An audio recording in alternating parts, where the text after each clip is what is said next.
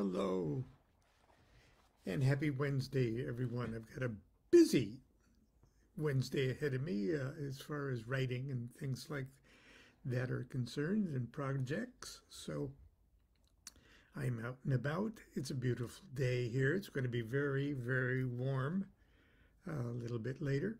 Anyway, I wanted to talk about a couple of friends of mine. They've been friends for years and years and years. They're dear friends in the tarot universe, and if you are sort of in the tarot universe yourself, you probably know the names of Ruth Ann and Walt Amberstone. For years, they've hosted the Reader's Studio in New York, and years before that, they established the Tarot School of New York. They're one of the world's great teachers of tarot. And just a few days ago, a week or so ago, they posted pictures of their wedding ceremony. Years ago, it's 20 years ago, I think, by now. And another world tarot luminary, Mary Greer, and myself married them in a beautiful, beautiful ceremony. And I was the one that had to get accredited in the state of New York, which there was a lot of hoops. It's not like California. You really had to file paperwork, and if you're an out-of-town clergy, you had to file all sorts of paperwork and pay fees and have things notarized by the head of your church and things like that. But it was worth, and that's only for a 24-hour window to marry people. But anyway, it was wonderful. And Thalassa, when we posted that, our dear mutual friend Thalassa, during the wedding ceremony, had a little bit of an incident with one of the pillars. It was such a beautiful ceremony, and it was really hard to upstage a ceremony. So wonderful. But she did, and we had great fun. She didn't hurt herself or anything. It truly made it memorable.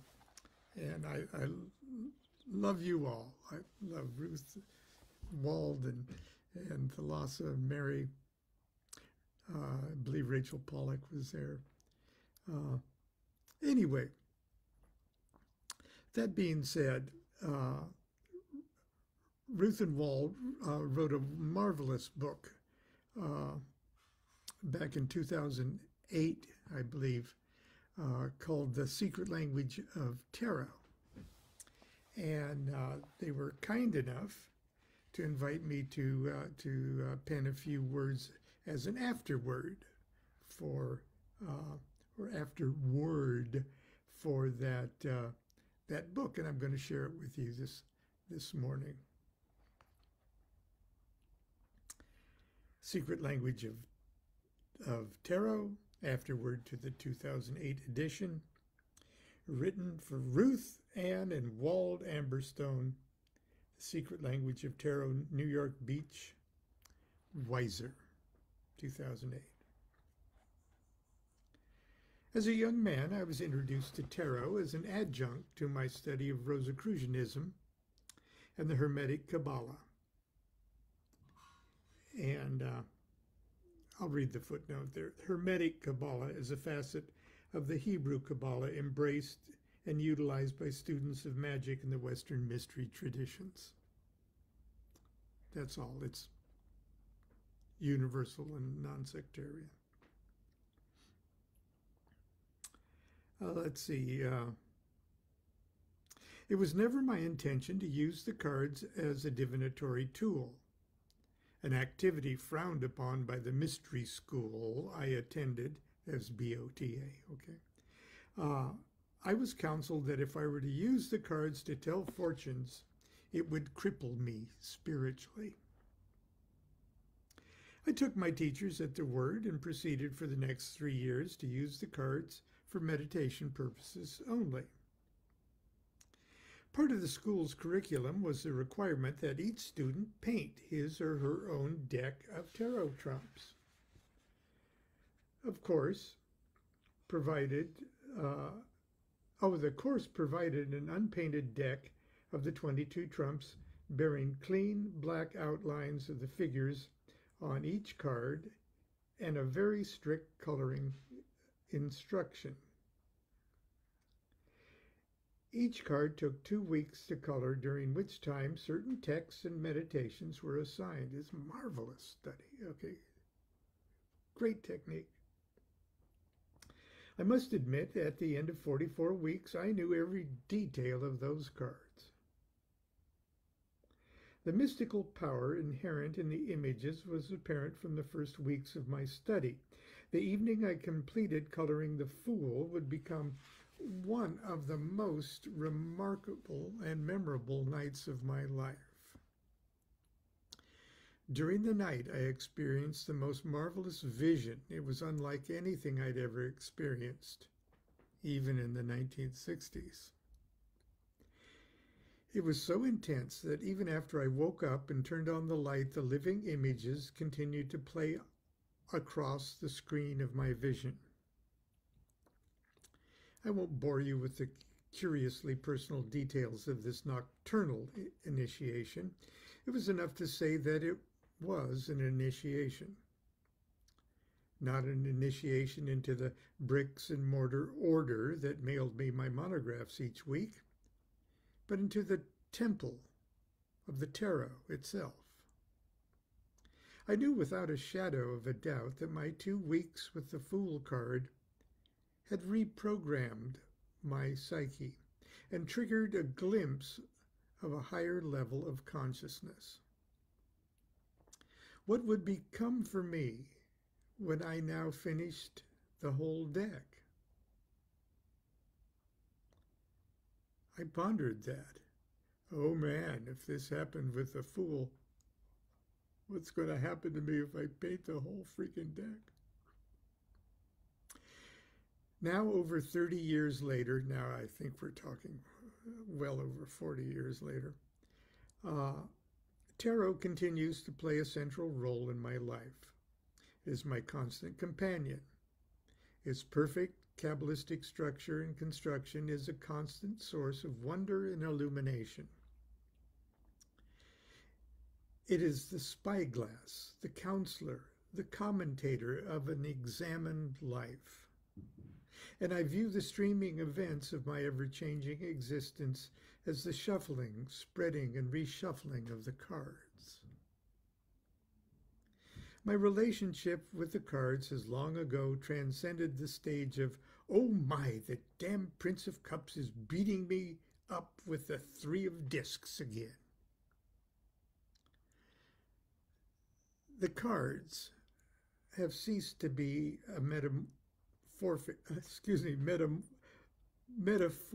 cartoon of my intellect and reasoning process, and have literally become communicating angels of my intuitional life.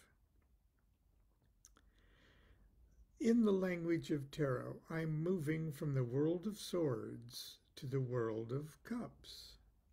And tarot gives me the secret language, the vocabulary to voice such ineffable spiritual subtleties. That's perhaps the tarot's greatest gift to the student of the soul, the ability to communicate with the various parts of our being, to give form and meaning to parts of our psyche that are formless and indefinable. The secret language, the gift of Thoth. I've long ago abandoned my eschewing of tarot as a divinatory tool. This is not to say that I consider my readings for other people to be a form of fortune-telling. We talked about that the other day. Tarot, or indeed any oracle, cannot show us the future or directly answer our questions. Tarot is simply a vehicle of perfection. An eternal truth is revealed in perfection. Used with proper attention, such oracles serve to announce the status not of the future, but of the great now. It's the person who consults the oracle who must somehow glimpse the future or hear the answer to his or her question in that announcement. That being said, I can honestly say I've never consciously made an important decision based upon information I've received from a tarot reading, especially my own, or any other form of divination for that matter. This is not because I don't have confidence in the wisdom and efficacy of oracles, but because I'm a self-centered, self-involved, bull-headed old fool who seldom takes any wise advice from any of his friends or family, let alone from a pack of cards or the roll of a dice.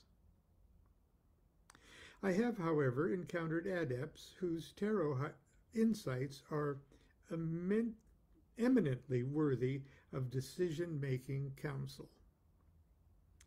Two of them, in fact, are the authors of this book, Ruth Ann and Wald Amberstone, for which I'm proud to pen this afterword. The Amberstones are dear friends. I officiated at their wedding, and directors of one of the most respected tarot schools in the world. Their tarot credentials are impeccable, but their greatest qualification to speak with authority on this sacred subject is the fact that they comfortably embody in their lives a conspicuous level of balance, wisdom, and sanity. In short, they are walking examples of lives illuminated through the contact and mastery of the secret language of tarot.